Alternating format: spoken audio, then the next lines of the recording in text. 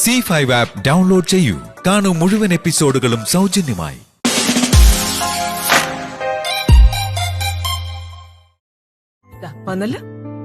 ചെറിയ ബാധയൊന്നും അല്ല, ഒരു ജീവിതം തകർക്കാൻ മാത്രം ശക്തിയുള്ള ഉഗ്രബാധയായിരുന്നു. ഭാഗ്യത്തിന് തക്ക സമയത്ത് പൂട്ടാൻ പറ്റി. അല്ലായിരുന്നെങ്കിൽ ആദിയുടെയും തുളസിയുടെയും മുഴുവൻ സന്തോഷം നമുക്ക് ശരിക്കും കാണാൻ കഴിയുമായിരുന്നില്ല. ഇങ്ങനെ കടങ്കഥ പോലെ പറയുന്നത് എന്തിനാ ചേട്ടാ? നടന്ന കാര്യം ഒന്ന് തെളിച്ചു പറഞ്ഞൂടെ? ആദിയും തുളസിയും തമ്മിലുള്ള പ്രശ്നങ്ങൾ അവസാനിച്ചു. അത്ര അറിഞ്ഞാ പോരെ? കൂടുതൽ അറിഞ്ഞാൽ അത് മറ്റൊരു സ്വസ്ഥതക്കേടിന് കാരണമാവും. അയ്യോ, അങ്ങനെയാണെങ്കിൽ വേണ്ട കേട്ടോ. ഇനിയും എനിക്ക് തീ തിന്നാൻ വയ്യ. മക്കളുടെ സന്തോഷം തിരിച്ചു കിട്ടിയല്ലോ, അത് മതി. അതെ, വെളുത്തമ്മ മനസ്സറിഞ്ഞ് അനുഗ്രഹിച്ച അവിടെ ഐശ്വര്യം ഉണ്ടാവുന്ന എല്ലാവരും പറയാ. വെളുത്തമ്മ വന്നതോടെ കുടുംബത്തിന് സമാധാനം തിരിച്ചു കിട്ടിയല്ലോ. ഇനി ദമ്പതി പൂജ, അതുകൂടി കഴിഞ്ഞ് തറവാട്ടി പോയി നിങ്ങൾ നിങ്ങളുടെ ജീവിതം തുടങ്ങണം. അവിടെ 7 ദിവസം താമസിക്കണ്ടേ? അവിടെ ഇപ്പൊ ആരും താമസമില്ല. നിങ്ങൾക്ക് അവിടെ പോകാനാ ഈ ബെഡ്ഷീറ്റൊക്കെ അമ്മ എടുത്തു വെക്കുന്നത്. പ്രിയ പറഞ്ഞപ്പോഴാ കാര്യം ഓർത്തത്. ആവശ്യമുള്ള സാധനങ്ങൾ ഇന്ന് തന്നെ വാങ്ങണം. രണ്ടുപേർക്കും പൂജയ്ക്ക് ഉടുത്തു മാറാനുള്ള പുതിയ ഡ്രസ്സും വാങ്ങണം. മറക്കണ്ടത്. അപ്പോ നിങ്ങൾ ഷോപ്പിംഗ് കഴിഞ്ഞ് വരുമ്പോഴേക്കും ഞാൻ ഒന്ന് ക്ഷേത്രത്തിൽ പോയിട്ട് വരാം. ഒക്കെ കലങ്ങി തെളിയാൻ വേണ്ടി കുറെ വഴിപാടുകൾ നേർന്നിട്ടുണ്ടായിരുന്നു. ഇന്ന് അതൊക്കെ കഴിപ്പിക്കണം. നിങ്ങൾ ചെല്ലും.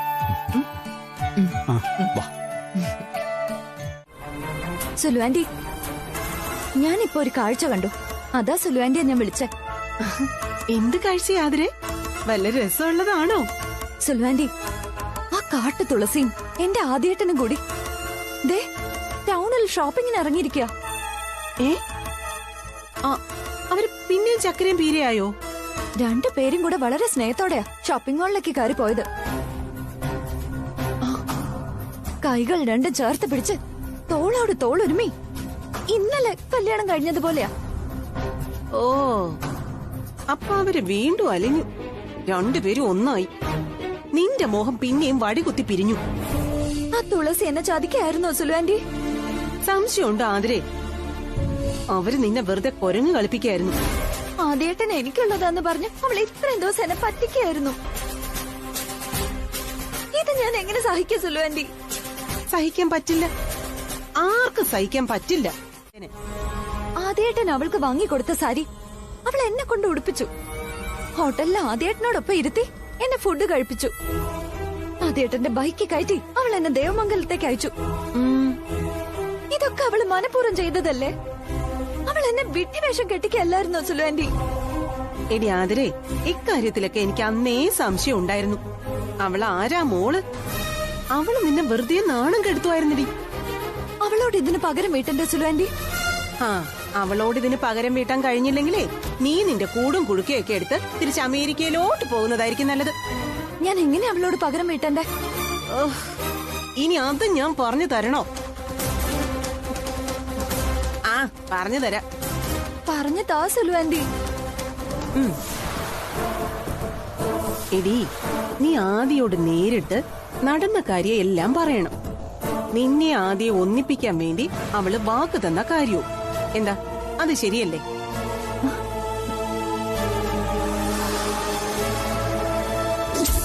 ഞാൻ ഇന്നേ വരെ കണ്ടിട്ടില്ലാത്ത, എനിക്ക് ജന്മം നൽകിയ എന്റെ അച്ഛനും അമ്മയാണ് സത്യം. ആദ്യയുടെ ജീവിതത്തിൽ ഇനി ഞാൻ ഉണ്ടാവില്ല. ഇത് സത്യം. എടി, ഇത് നീ അവന്റെ നേരെ നിന്ന് അവനെ ബോധ്യപ്പെടുത്തണം. ശരി സുലുവാന്റി. ഇപ്പൊ തുളസി ആദിയുടെ മുമ്പിൽ കളിക്കുന്നത് വെറും നാടകമാണെന്നും നീ അവനെ ബോധ്യപ്പെടുത്തണം. മനസ്സിലായോ? മനസ്സിലായി. എടി, എന്നാ അത് വേഗം ചെയ്യ്.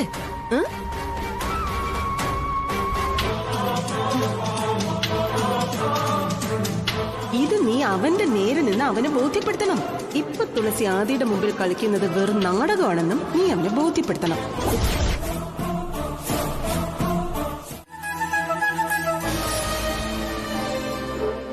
ദുർഗിച്ചിരിക്കും.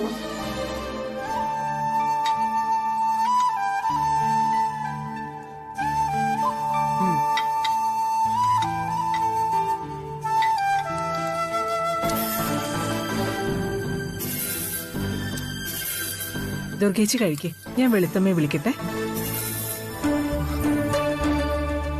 എന്താ ദുർഗേച്ചി? വെളുത്തമ്മ കഴിച്ചിട്ട് ഞാൻ കഴിച്ചോളാം. ആ നാക്കിൽ നിന്ന് വരുന്ന പ്രമാണങ്ങൾ കേൾക്കാൻ ഇനിയും എനിക്ക് വയ്യ. ആഹാരത്തിന്റെ കൂടെ വെളുത്തമ്മ അതും വിളമ്പും. ദഹിക്കില്ല. എന്നാ പിന്നെ ദുർഗേച്ചി കഴിച്ചോ, ഞാനും വെളുത്തമ്മയും പിന്നെ കഴിച്ചോളാം. ഇരിക്കെ.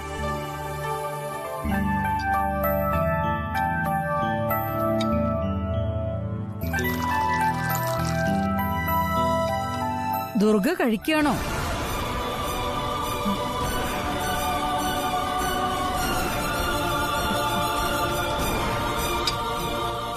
പ്രിയേ, ആദ്യം തുളസിയും കഴിച്ചോ? ഇല്ല, അവര് പുറത്തു പോയിരുന്നു. ഇപ്പൊ വന്നതേയുള്ളൂ. അല്ല, അവർക്ക് ഞാൻ പിന്നെ കൊടുത്തോളാം. പിന്നെ കൊടുത്തോളാന്നോ? നീ ഇത്ര കഥയില്ലാതായി പോയല്ലോ പ്രിയേ. കുട്ടികളെ വ്രതത്തിലല്ലേ, മറ്റുള്ളവര് കഴിച്ചിട്ട് അവർക്ക് വിളമ്പിയ അത് ഉച്ചിഷ്ടം വിളമ്പുന്നത് പോലെയല്ലേ? ദുർഗേ, കുട്ടികൾ കഴിച്ചിട്ട് കഴിച്ചാ മതി.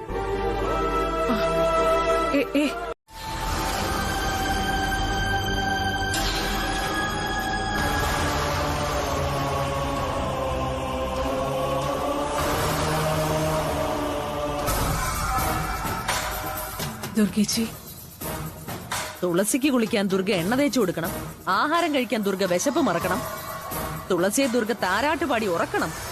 എന്തായിരിക്കും വല്യമ്മയുടെ അടുത്ത കൽപ്പന? ദൈവകാര്യമാണെന്ന് പറഞ്ഞാ ദുർഗ മിണ്ടാതെ അങ്ങ് അനുസരിക്കുമല്ലോ. വല്യമ്മയ്ക്ക് ബുദ്ധി ഉപദേശിക്കുന്നത് ആരായിരിക്കും? നിന്റെ വളർത്തുമോളോ അതോ എന്റെ കെട്ടിയോനോ? വെളുത്തമ്മ ആരുടെയും പക്ഷം പിടിച്ചു പറഞ്ഞില്ലല്ലോ ദുർഗേച്ചി. ആദ്യമോനും തുളസിമോളും വ്രതത്തിലായതുകൊണ്ട് ശുദ്ധിയോടും വൃത്തിയോടും കൂടി നോക്കണം എന്നല്ലേ പറഞ്ഞുള്ളൂ. വെളുത്തമ്മ പറഞ്ഞത് സത്യമല്ലേ? എനിക്ക് തോന്നുന്നത് ദുർഗേച്ചി എന്തോ മുൻവിധിയോടെ പെരുമാറുന്നെന്നാ. മുൻവിധിയൊന്നും അല്ല പ്രിയെ. കാര്യങ്ങൾ മനസ്സിലാക്കാനുള്ള വിശേഷ ബുദ്ധി എന്നാണ് ഇതിനെ പറയേണ്ടത്. ദുർഗ തുളസിയുടെ ചൊൽപ്പടിക്ക് നിൽക്കണം. അങ്ങനെ ആഗ്രഹിച്ച് നടക്കുന്ന ആരാ? തുളസി തന്നെ. വെളുത്തമ്മയെ കൊണ്ട് ഇങ്ങനെയൊക്കെ ചെയ്യിക്കുന്നത് തുളസിമോളാണെന്നാണ് ദുർഗേച്ചി പറയുന്നത്. എന്താ സംശയം? അവളുടെ സപ്പോർട്ടിന് നിന്റെ ചേട്ടനുണ്ട്. ആദിയുടെ കല്യാണത്തിന് പോലും വരാത്ത വെളുത്തമ്മ ഒരു സുപ്രഭാതത്തിൽ കയറി വന്ന് ദുർഗയെ ചട്ടം പിടിപ്പിക്കുന്നുവെങ്കിൽ അതിന് പിന്നില് തുളസിയും പ്രസാദേട്ടനുമാണെന്ന് മനസ്സിലാക്കാനുള്ള വിശേഷ ബുദ്ധിയൊക്കെ എനിക്കുണ്ട് പ്രിയേ. മുൻവിധി എന്ന് പറയുന്നത് ഇതിന് തന്നെയാ ദുർഗേച്ചി. അങ്ങനെ ആരെങ്കിലും പറയുന്നത് കേട്ടിറങ്ങുന്ന ആളെ വെളുത്തമ്മന്ന് എനിക്ക് തോന്നുന്നില്ല. ഓ, അല്ല, അപ്പൊ എന്നോട് എപ്പോഴും മുഖം കറുപ്പിച്ച് സംസാരിക്കുന്നതോ? അതൊക്കെ ദുർഗേച്ചിക്ക് തോന്നുന്നതാണേ.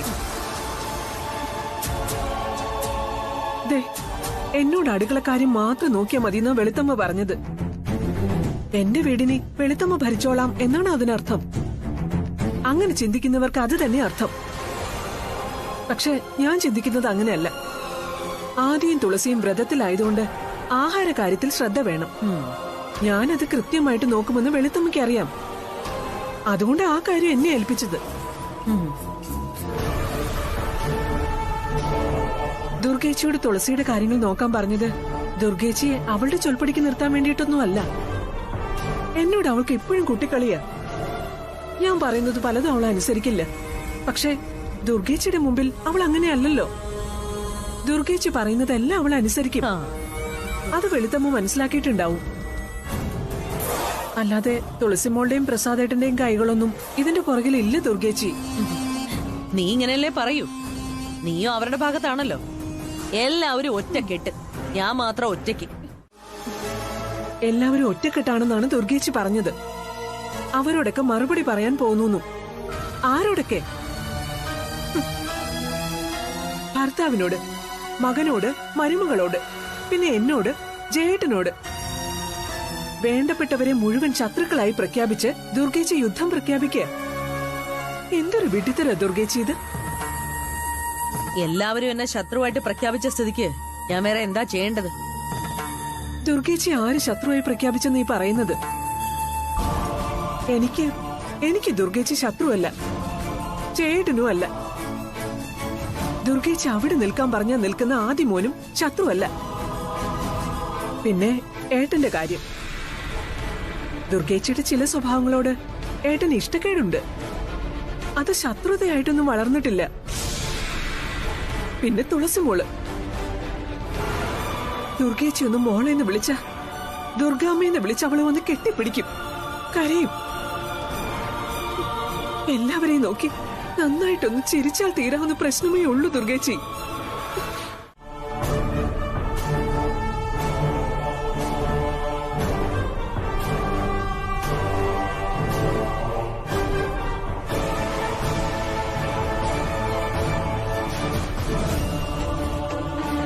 ഞാൻ മക്കൾക്ക് ഭക്ഷണം കൊടുത്തോളാം. ഇപ്പോ ദുർഗേച്ചി വന്ന് കഴിയും. വേണ്ട, മന്ദാകിനി വല്യമ്മ വയർ നിറയെ തന്നല്ലോ. ദുർഗേച്ചി, ആഹാരത്തിന് മുന്നിൽ നിന്ന് എന്നെ ആട്ടിയിറക്കി വിട്ടത് ഈ ജന്മത്ത് ഞാൻ മറക്കില്ല. എന്റെ അഭിമാനത്തിനിട്ടാ കുത്തിയത്. അതിന്റെ നീറ്റിൽ ശമിപ്പിക്കുന്ന മരുന്നേ ഇനി കണ്ടുപിടിക്കണം.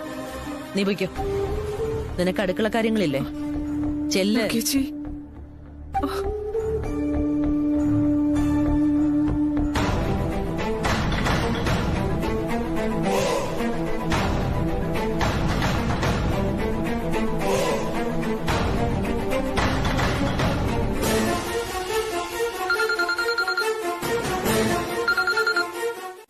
നീ ഒന്ന് പേടിക്കാതിരിക്കു ദുർഗെ.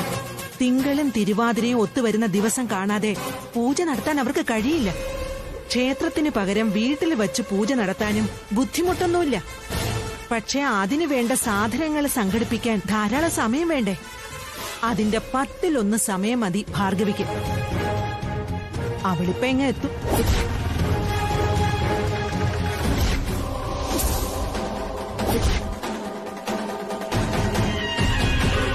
ആ, ഭാർഗവി വന്നല്ലേ.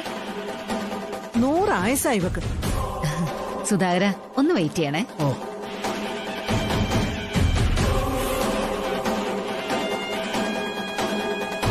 നീ വൈകിയപ്പോഴേ വരില്ല എന്ന് ഇവർക്കൊരു സംശയം. വെറുതെ വന്നിട്ട് കാര്യമില്ലല്ലോ. സ്വൈര്യം കിടുന്നതിനെ കൊല്ലണമെങ്കിൽ മരുന്ന് വേണ്ടേ? അത് തപ്പി നടന്നപ്പോ ലേശം വൈകി. എന്നിട്ട് കിട്ടിയോ? ഭാർഗവി പറഞ്ഞതാ. അത് മാഡത്തിന് അറിയില്ലേ?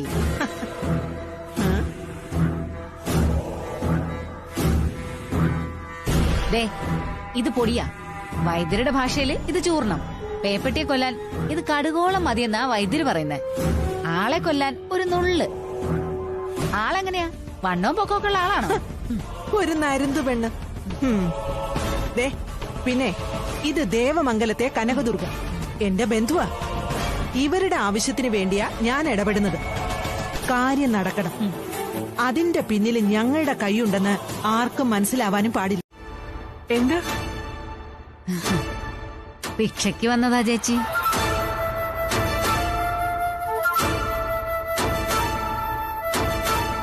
ഭിക്ഷയ്ക്കോ? നിന്നെ കണ്ടിട്ടൊരു ഭിക്ഷക്കാരിയെ പോലെ തോന്നുന്നില്ലല്ലോ. മറ്റുള്ളവരുടെ മുമ്പിൽ കൈനീട്ടാൻ തുടങ്ങിയിട്ട് അധികം ഒന്നും ആയിട്ടില്ല ചേച്ചി.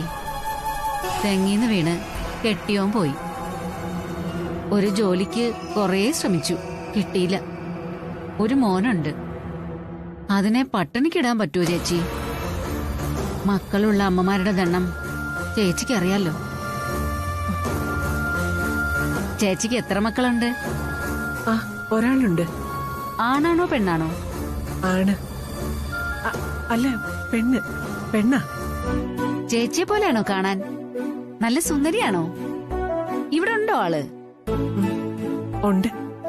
അപ്പോ ആളിവിടെ തന്നെ ഉണ്ട്. ഓ, വെയിലത്ത് നടന്നിട്ട് വല്ലാത്ത പരവേശം. ഇത്തിരി വെള്ളം തരുമോ ചേച്ചി? നീ വല്ലതും കഴിച്ചതാണോ? ഏയ് ഇല്ല ചേച്ചി. 10 വീട് കയറിയ 10-50 രൂപ കിട്ടും. അതെല്ലാം ചേർത്ത് വെച്ച് അരി വാങ്ങി കഞ്ഞി വെക്കും. ആഹാരം ഒരു നേരേ ഉള്ളൂ ചേച്ചി. അതെങ്കിലും കിട്ടുന്നുണ്ടല്ലോ. മുഴുപട്ടിണിയല്ലല്ലോ. അവിടെ പൈപ്പുണ്ട്. നീ കൈ മുഖം കഴുകി പുറകിലേക്ക് വാ. ഞാൻ ആഹാരം തരാം. ചെല്ല്. അങ്ങനെ വീട്ടിൽ കയറി പറ്റാൻ വഴിയും തെളിഞ്ഞു കിട്ടി. ഇനി കാര്യം എളുപ്പാവും. പക്ഷെ ദുർഗേന്റെ പ്രവോക്ക് ചെയ്യിച്ചത് ഇതൊന്നും അല്ല. പിന്നെ ദുർഗാന്റെ ഭക്ഷണം കഴിക്കാൻ വേണ്ടി ഇരുന്നപ്പോ വെളുത്തമ്മ എഴുന്നേപ്പിച്ചു വിട്ടു. തുളസി കഴിച്ചതിന് ശേഷം കഴിച്ചാ മതിന്ന് പറഞ്ഞു. അതുകൂടി ആയപ്പോ ദുർഗാന്റെ കൺട്രോള് പോയി. അപ്പൊ തന്നെ മാമസിനെ ഫോൺ ചെയ്തു. അപ്പച്ചിയാണോ ചന്ദഭാർഗവിയെ ഏർപ്പാടാക്കി കൊടുത്തത്? അല്ലാതെ പിന്നെ ഇമാതിരി ടീമിനെ ഒന്നും ദുർഗാനിക്ക് പരിചയമില്ലല്ലോ. പോലീസല്ല, ഇനി പട്ടാളം വന്നാലും ഒരു ചുക്കം ചെയ്യാൻ കഴിയില്ലെന്ന് പറഞ്ഞ ആ സ്ത്രീ തുളസിയുടെ വീട്ടിലേക്ക് പോയത്. അവളെ കൊന്നിട്ട് നിന്ന് നിപ്പി മുങ്ങത്രേ. അതത്ര എളുപ്പമാണെന്ന് നിനക്ക് തോന്നുന്നുണ്ടോ? കത്തി കൊണ്ട് കുത്തി കൊല്ലുകയാണെങ്കിലല്ലേ വലിയ ബഹളങ്ങളൊക്കെ ഉണ്ടാവും. ഇത് വിഷമല്ലേ? കുടിക്കുന്ന ചായയിലോ ജ്യൂസിലോ മറ്റോ അവൾ അറിയാതെ കലർത്തിയ മതിയല്ലോ.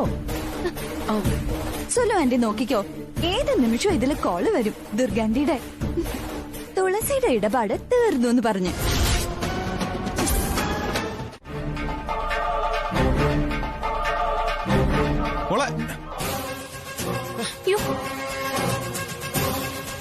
പാൽപ്പായസ ക്ഷേത്രത്തിൽ നിന്ന് കൊണ്ടുവന്നതാ. ഓ, മാമന് പായസം ഇഷ്ടാണല്ലോ, കുടിച്ച. എനിക്ക് വേറെ ഉണ്ട്, ഞാനെടുത്ത് കുടിച്ചോളാം.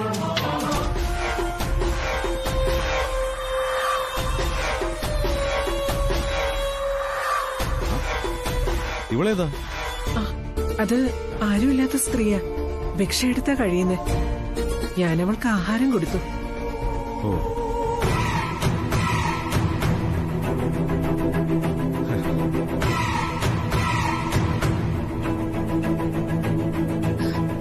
വേണ്ട വേണ്ട വേണ്ട, കഴിച്ചു സാർ.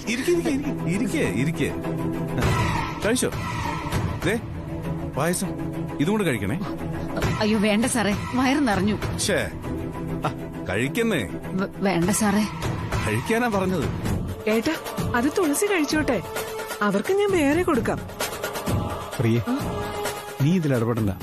പ്രസ അവളോട് പായസം കഴിക്കാൻ പറയുന്നത് എന്തിനാണെന്ന് നമുക്കാർക്കും അറിയില്ല. നിന്നോട് കഴിക്കാനാ പറഞ്ഞത്. വാങ്ങ. എന്താ പ്രസ? അത് അവളെ കൊണ്ട് തന്നെ പറയിപ്പിക്കാം. എന്നെ കടി. ഇത് കഴിക്കേ. ഒരു തുള്ളി പോലും പുറത്തു പോവാതെ കഴിച്ചേക്കണം. കഴിക്കടി. സാർ വയറ് നിറഞ്ഞതുകൊണ്ടാ സാർ. എനിക്കൊരു മകനുണ്ട്, 6 വയസ്സുള്ളതാ. അവന് പാൽപ്പായസം വലിയ ഇഷ്ടമാണ്. ഇത് അവന് കൊണ്ടേ കൊടുക്കാം. ഇത് കഴിക്കാനാ പറഞ്ഞത്. കഴിക്കടി. ഏട്ടൻ പറഞ്ഞത് കേട്ടില്ലേ? നീ അത് കഴിച്ചോ? വീട്ടിലിരിക്കുന്ന മോനെ ഓർത്തിട്ടാണെങ്കിൽ അവന് കൊടുക്കാൻ ഞാൻ വേറെ തരാം. മോളെ, അമ്മ ക്ഷേത്രത്തിൽ നിന്ന് കൊണ്ടുവന്ന പായസപാത്രം ഇല്ലേ, അതിന് കുറച്ച് പായസം എടുത്ത് ഇവൾക്ക് കൊടുക്കണേ. അച്ഛന്റെ മട്ടുമാവും കണ്ടിട്ട് മനസ്സിലായില്ലേ? ഇവരേതോ ക്രിമിനൽ കേസിലെ പ്രതിയാ. ഭിക്ഷക്കാരുടെ വേഷം കെട്ടി വന്നവര്. ആണോ ഏട്ടാ? ദൈവമേ, എന്ത് പാവത്തെ പോലെ ഇവളെന്നോട് സംസാരിച്ചത്. അതൊക്കെ ഞാൻ വിശ്വസിച്ചു. മനുഷ്യന്റെ ഉള്ളു തുറന്നു നോക്കാൻ പറ്റുമോ? അല്ല, ഇവളെന്ത് കുറ്റാ ചെയ്തത്? ഇവള് ചെയ്ത കുറ്റം ഇവള് തന്നെ പറയും. സത്യം പറ, നീ എന്തുകൊണ്ടാ ഈ പായസം കുടിക്കാത്തത്? ഞാൻ പറഞ്ഞില്ലേ സാർ, വീട്ടിൽ എന്റെ മോൻ വിശന്നിരിക്കുകയാണെന്ന്. പിന്നെ എനിക്ക് പായസം കുടിക്കാൻ തോന്നുവോ? കുടിച്ചാ തന്നെ ഇറങ്ങുവോ? നിന്നെ കൊണ്ട് പറയിപ്പിക്കാൻ എനിക്ക് അറിയാം. വേണ്ട. ഇതാരാണെന്ന് നിനക്ക് മനസ്സിലായിട്ടുണ്ടാവില്ല. നിന്നെക്കാളും വലിയ വമ്പത്തിമാരെ അനുസരണ പഠിപ്പിച്ച ആളാ ഇദ്ദേഹം. സഹകരിച്ചില്ലെങ്കിൽ നീ ഇനി പുറം ലോകം കാണില്ല, കാണിക്കില്ല.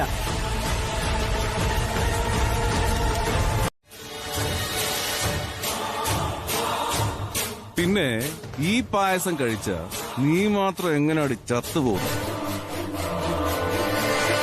അയ്യോ സാറേ, ചോദിച്ചതിന് മറുപടി പറയടി. കൊടുത്തേക്ക്. വേണ്ട സാറേ, ഞാൻ ചത്തുപോകും. എനിക്ക് വേണ്ട സാറേ, ഞാൻ ചത്തുപോകും സാറേ. ഞാൻ ഈ പായസത്തിൽ വിഷം ചേർത്തിട്ടുണ്ട്.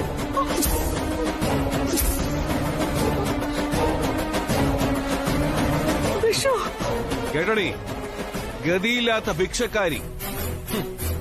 ഇവളെ തനി നടന്ന നിനക്ക് മനസ്സിലായോ? നീ എന്തിനാണ് ഈ പായസത്തിൽ വിഷം ചേർത്തത്? ജയ, നിങ്ങൾക്കുള്ള പായസത്തിൽ ഇവള് വിഷം ചേർത്തില്ല. തുളസിക്കുള്ള പായസത്തിൽ മാത്രം ഇവള് വിഷം ചേർത്തു. അതെന്തിനാണെന്ന് ജയന് മനസ്സിലായില്ല. തുളസിയെ കൊല്ലാൻ.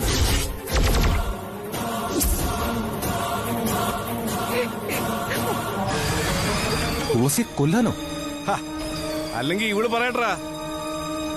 ഞാൻ പറയുന്നതിൽ തെറ്റുണ്ടെങ്കിൽ ഇവള് പറയട്ടെ.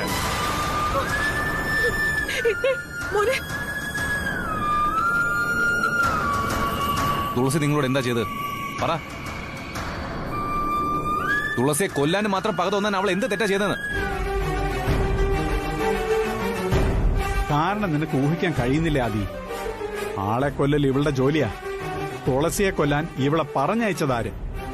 ആ ചോദ്യത്തിന് ഉത്തരവാ വേണ്ടത്. പറയ, നിങ്ങൾക്ക് ആരെയും കൊട്ടേഷൻ തന്നേ?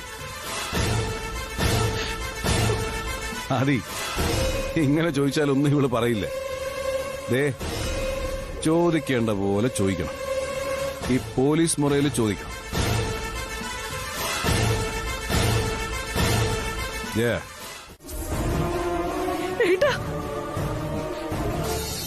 ജയ, ഈ മംഗളെ നമുക്ക് പിന്നെ പൂട്ടാം. കുറ്റവാളികളിൽ ഒരാൾ അന്വേഷണ ഉദ്യോഗസ്ഥനായ എന്റെ ഭാര്യ. ഞാനിവളെ വഴിവിട്ട് സഹായിച്ചു എന്ന് ചിലപ്പോ ആരോപണങ്ങൾ ഉയർന്നേക്കാം. ഇത്രയും കാലത്തെ സർവീസിനിടെ യാതൊരുവിധ ദുഷ്പേരും ഞാൻ കേൾപ്പിച്ചിട്ടില്ല.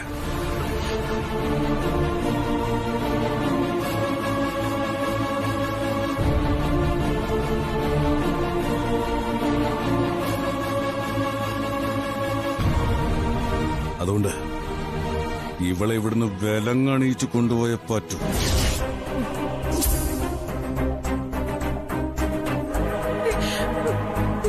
ദുർഗേച്ചി, വിലങ്ങണിയിക്കാനോ? എന്തായിട്ടീ പറയുന്നത്? ദുർഗേച്ചി അറസ്റ്റ് ചെയ്യാൻ മാത്രം ഒന്നും ഇവിടെ സംഭവിച്ചിട്ടില്ലല്ലോ. തുളസി മോളെ അപകടപ്പെടുത്തിയിട്ടില്ലല്ലോ ഏട്ടാ. തുളസിക്ക് അപകടം സംഭവിക്കാതിരുന്നത് ഇവളുടെ സന്മനസ്സുകൊണ്ടാണെന്നാണോ? തക്ക സമയത്ത് ഞാൻ വന്നതുകൊണ്ട് തുളസി ഇപ്പോഴും ജീവനോടെ ഇരിക്കുന്നു.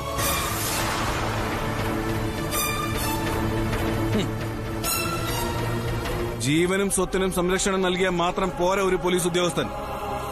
ജീവന് ഭീഷണി ഉയർത്തുന്നവരെ അറസ്റ്റ് ചെയ്യുകയും വേണം. എനിക്ക് എന്റെ ഡ്യൂട്ടി ചെയ്യണം. ജയ, വണ്ടിയിൽ വിലങ്ങിരിപ്പുണ്ട്, എടുത്തോണ്ട് വാ. നിനക്കും പറയാനുണ്ടാവും, തുളസിക്കും പറയാനുണ്ടാവും പരാതി ഇല്ലാന്ന്. കൊലപാതക ശ്രമം നടത്തിയ ആളെ അറസ്റ്റ് ചെയ്യാനേ ആരുടെയും പരാതിയുടെ ആവശ്യമില്ല പോലീസിന്. പറഞ്ഞിട്ടില്ലേ? പോയി വിലങ്ങെടുത്തോണ്ട് വാ. It's my order.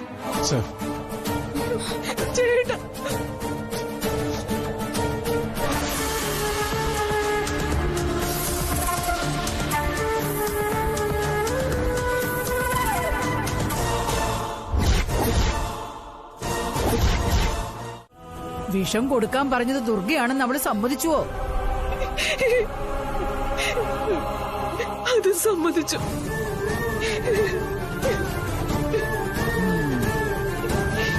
ഉപ്പ് തിന്നവൻ വെള്ളം കുടിക്കുമെന്നാണല്ലോ പ്രമാണം. കുറ്റം ചെയ്തവർ ശിക്ഷയും അനുഭവിക്കട്ടെ.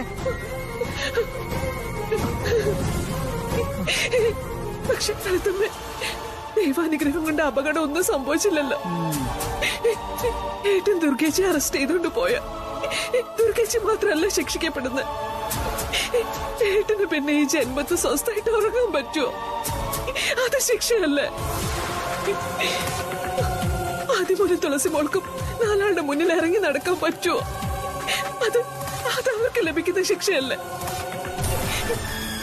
എന്റെയും ചേട്ടന്റെയും മനസ്സമാധാനം നഷ്ടപ്പെടില്ല. അത് ഞങ്ങൾക്ക് ലഭിക്കുന്ന ശിക്ഷയല്ലേ? വെളുത്തമ്മ, ഏട്ടനൊന്നും കണ്ണടച്ച ഈ കുടുംബം മാനക്കേടുന്ന രക്ഷപ്പെടില്ല. ഞാൻ പറഞ്ഞാലൊന്നും ഏട്ടനിപ്പൊ കേൾക്കില്ല. വെളുത്തമ്മ പറഞ്ഞാലേ ഏട്ടനിപ്പൊ അനുസരിക്കും. ഈ പ്രശ്നം പ്രശ്നം ഇവിടെ വെച്ച് തന്നെ ഒന്ന് അവസാനിപ്പിക്കാൻ വെളുത്തമ്മ ഒന്ന് ഏട്ടനോട് പറയുമോ? പ്രസാദ് സത്യസന്ധനായ ഒരു പോലീസ് ഓഫീസറാണെന്നാ ഞാൻ മനസ്സിലാക്കിയിട്ടുള്ളത്. അവൻ അങ്ങനെ തന്നെ അറിയപ്പെടുന്നതാ എനിക്കും അഭിമാനം. അവൻ മുഖം നോക്കാതെ നടപടിയെടുക്കുമ്പോ പാടില്ല എന്ന് പറയാൻ എന്റെ മനസ്സനുവദിക്കില്ല. വേണ്ട മോളെ, ആരെന്തു പറഞ്ഞാലും ജോലിയിലൊന്നും കാണിക്കാൻ ഞാൻ പ്രസാദിനോട് ആവശ്യപ്പെടില്ല. സത്യത്തിന്റെയും ന്യായത്തിന്റെയും കൂടെ മാത്രമേ ഈ മന്ദാകിനി വല്യമ്മ നിൽക്കാറുള്ളൂ. ന്യായം പ്രസാദിന്റെ ഭാഗത്തല്ലേ? സ്വന്തം മരുമകളെ അല്പം പോലും മനസാക്ഷിയില്ലാതെ കൊല്ലാൻ ശ്രമിച്ച ദുർഗ ശിക്ഷിക്കപ്പെടുക തന്നെയാണ് വേണ്ടത്.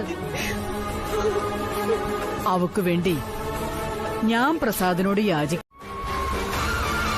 പരാതി തന്നില്ലെങ്കിലും അറസ്റ്റ് ചെയ്യാൻ അധികാരമുണ്ടെന്ന് മാമൻ പറഞ്ഞത് ഞാൻ മറന്നിട്ടില്ല. പക്ഷെ ദുർഗാമ്മ ജയിലിൽ കിടക്കേണ്ടി വന്ന അതിന് കാരണം ഞാനല്ലേ? എന്നിട്ട് ആ കുടുംബത്തിലെ മരുമോളായി എനിക്ക് സ്വസ്ഥമായിട്ട് ജീവിക്കാൻ കഴിയോ? മാമ, ആദ്യയുടെ മുഖത്തേക്ക് നോക്ക്. ആ സങ്കടം കാണുന്നില്ലേ?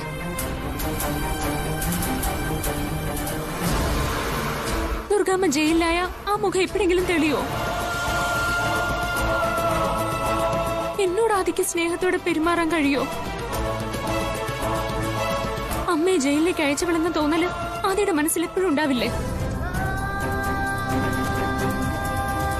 എന്റെ ഭാഗത്തും ഉണ്ട് ചില തെറ്റുകള്. എന്നെ മരുമകളാക്കാൻ ദുർഗാമ്മയ്ക്ക് താല്പര്യമില്ലെന്നറിഞ്ഞിട്ടും ഞാൻ ആദിയുടെ ഭാര്യയായില്ലേ?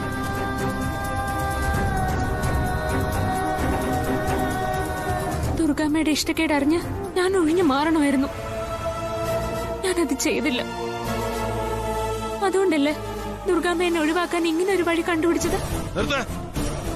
നീ സംസാരിക്കുന്നതേ ഒരു പോലീസ് ഓഫീസറോടാ, അല്ലാതെ ഒരു പുരോഹിതനോടല്ല.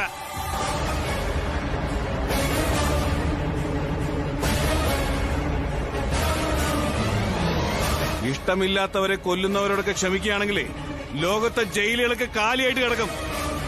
നീ എന്തിനാണ് ഇവളോട് ദയ കാണിക്കുന്നത്? ഇവിടെ ദയ അർഹിക്കുന്നില്ല. ഒരു തരി പോലും ദയ അർഹിക്കുന്നില്ല.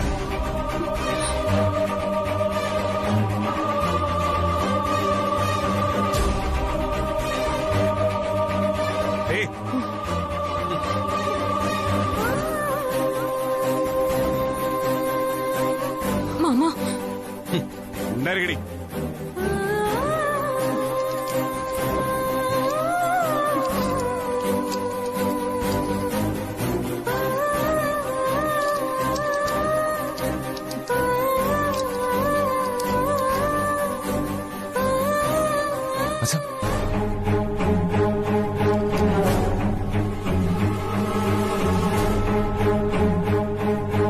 വലിയ വലിയ കുറ്റവാളികളുടെ കയ്യിൽ വീണ് വിലങ്ങ് അവസാനം നിന്റെ കയ്യിൽ.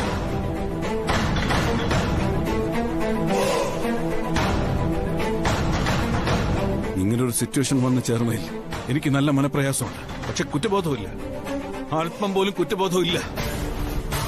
കാരണം കുറ്റം ചെയ്തവരെ നിയമത്തിന് മുന്നിൽ എത്തിക്കാനാ ഞാൻ ഈ പോലീസ് യൂണിഫോം ഇട്ടത്. മാമൂസാണല്ലോ. എടുക്കെടുക്ക്. ഡെഡ് ബോഡി കൊണ്ടുവന്നോന്ന് ചോദിക്ക്. ഹലോ മാമൂസേ, അവളുടെ ഡെഡ് ബോഡി കൊണ്ടുവന്നോ? ആരുടെ ഡെഡ് ബോഡി? തുളസിയുടെ ഡെഡ് ബോഡി. അതെ, ഇവിടെ ഇപ്പൊ 2 ഡെഡ് ബോഡി വീണേനെ. ഒന്ന് ദുർഗയുടെയും മറ്റൊരു ശവശരീരം ദേ എന്റെ അടുത്ത് ഇരിപ്പുണ്ട്. എന്താ എന്താ പറ്റിയ മാമൂസേ? അവള് ചത്തില്ലേ? ഷോ, അവളൊന്നും ചത്തില്ല. ആ പ്രസാദ് ഇപ്പൊ തിരക്കി പിടിച്ച് എന്നെ കൊല്ലും. അവള് ചത്തില്ലാന്ന്? അപ്പൊ ചത്തില്ലേ? മാമൂസേ, എന്താ ഉണ്ടായെന്നൊന്ന് തുറന്നു പറ. ഭാർഗവി തുളസിക്ക് വിഷം കൊടുക്കുന്നതിനിടയില് ആ അന്തകൻ പ്രസാദ് കയറി വന്നു. ഭാർഗവിയുടെ 32 പല്ലു ഇളകി അവന്റെ ഒറ്റയടിക്ക്. പിന്നെ അവിടെ നടന്നത് ഒരു പൂരമായിരുന്നു എന്റെ മോളെ.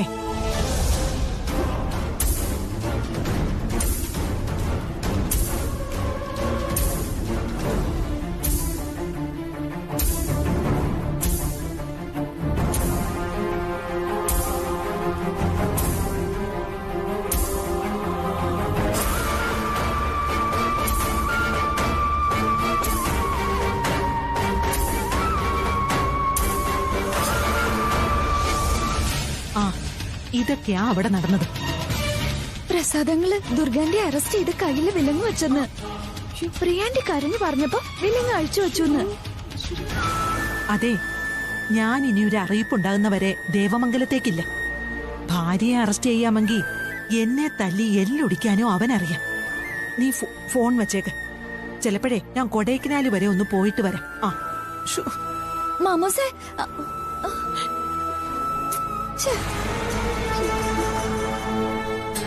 എനിക്കിനി പഞ്ചകർമ്മ ചികിത്സയ്ക്ക് പോവാതെ രക്ഷയില്ല.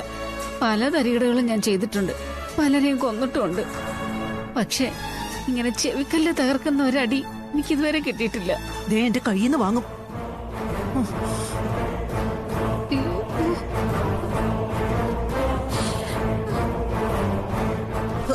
നീ ഈ പട്ടുസാരി ഉടുത്തപ്പോഴേ ഞാൻ കരുതിയതാ സുനാമി വീശോന്ന്. എന്റെ ദൈവമേ, പണി പാൽപായസത്തെ കിട്ടിയെന്ന് പറഞ്ഞാ മതിയല്ലോ.